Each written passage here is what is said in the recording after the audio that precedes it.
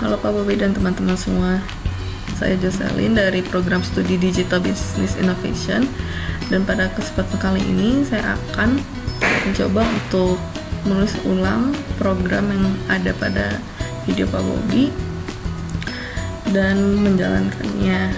Nah, pertama-tama saya menggunakan code editor VS Code dengan Python version yang terbaru. Oke, langsung kita mulai.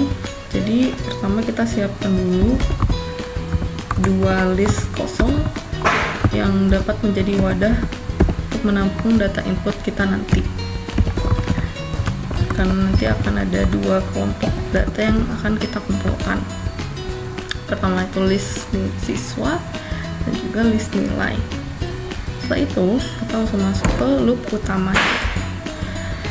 Jadi cara membuatnya adalah dengan kondisi A sama dengan 0, kemudian while A sama dengan 0. Jadi ketika A sama dengan 0, dia akan print atau menampakkan pilihan menu kepada user. Pilih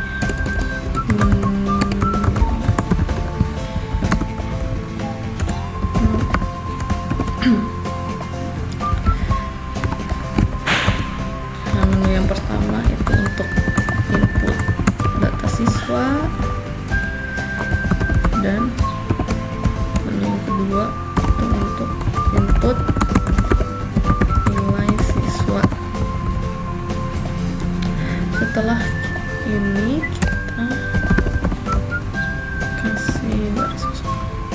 Ini print tanpa string ini tujuannya supaya rapi aja, supaya ada jarak nanti antara inputnya. Kemudian kita buat inputnya. Di sini kita jangan lupa untuk typecasting karena inputnya berupa angka. Tentukan pilihan.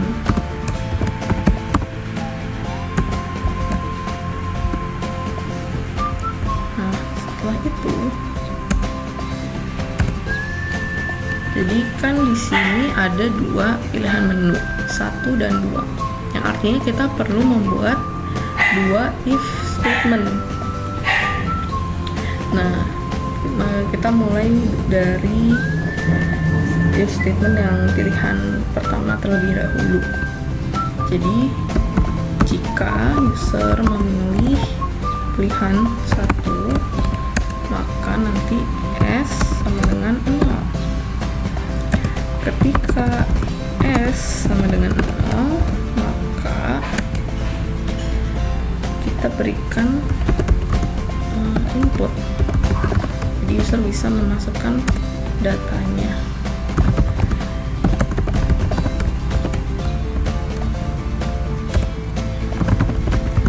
Data seperti name, nama, dan tahun.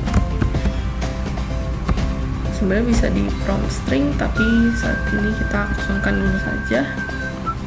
Nah, setelah nanti program menerima data inputnya, kita kelompokkan saja data-data tersebut ke dalam list yang ada di atas ini. List siswa, kita gabungkan mungkin append, name, nama, dan tahun. Kemudian kita kasih option juga kalau misalkan usernya ingin input data siswa lagi. Caranya, pertama kita bikin dulu inputnya. Di input data siswa lagi ini. Nah, kemudian jika user memilih T atau tidak ingin input lagi, maka S sama dengan 1. Jadi dia tidak akan ngeloop lagi ke S sama dengan 0 ini.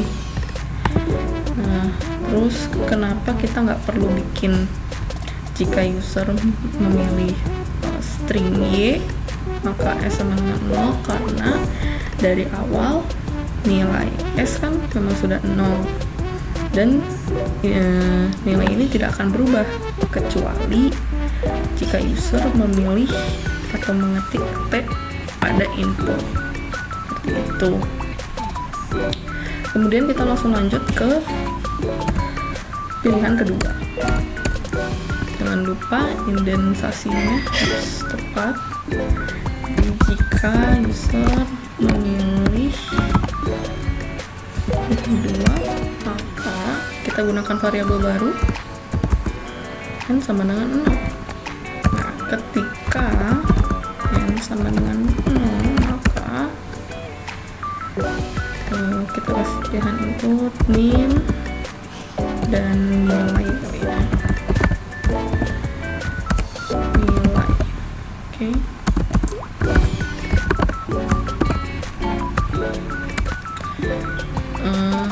Mirip dengan yang ada pada pilihan 1, jadi kita copy aja dan kita ubah variabel itu.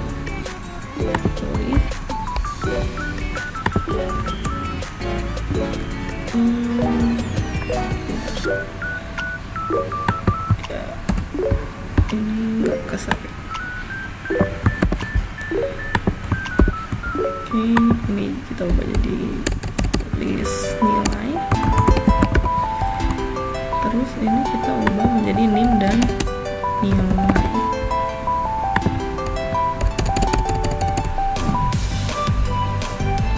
Terus ini dari P1 kita ubah aja jadi P2, dan ini jadi N mengikuti yang line code yang di atas ini.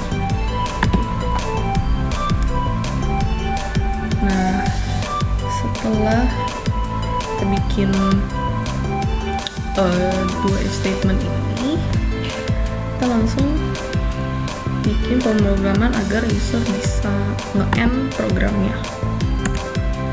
Caranya kita gunakan variabel A1 misalkan,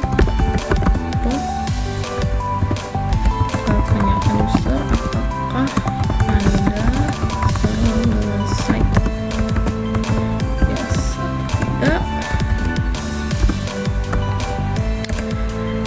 Nah, jika user memilih yes atau ya,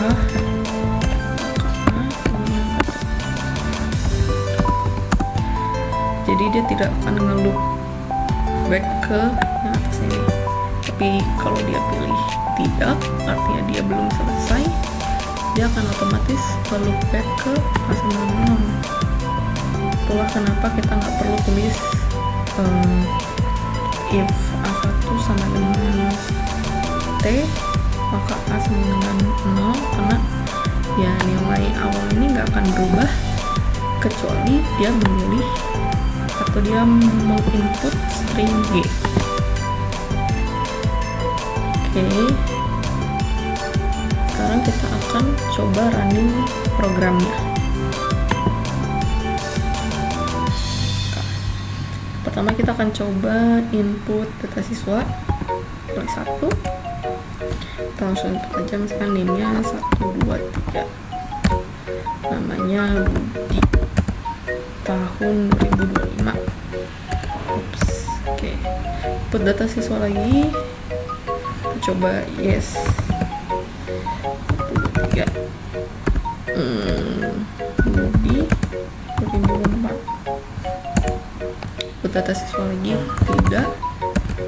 Apakah Anda selesai? Dan tidak. Nah, nanti dia balik lagi kan ke pilihan menu. Sekarang kita coba yang input nilai siswa, namanya Budi, misalkan nilainya 100. Ke data siswa lagi, tidak. Apakah Anda selesai? Ya. Nah, dia langsung nge-end. Sebenarnya program ini bisa kita perfect lagi dengan misalkan pada akhir di print nih si list nilai dan di siswanya supaya user bisa lihat data yang mereka masukin itu udah tepat atau belum. Terus juga kita bisa kasih prompt string di input ini. Sekian dari saya, terima kasih.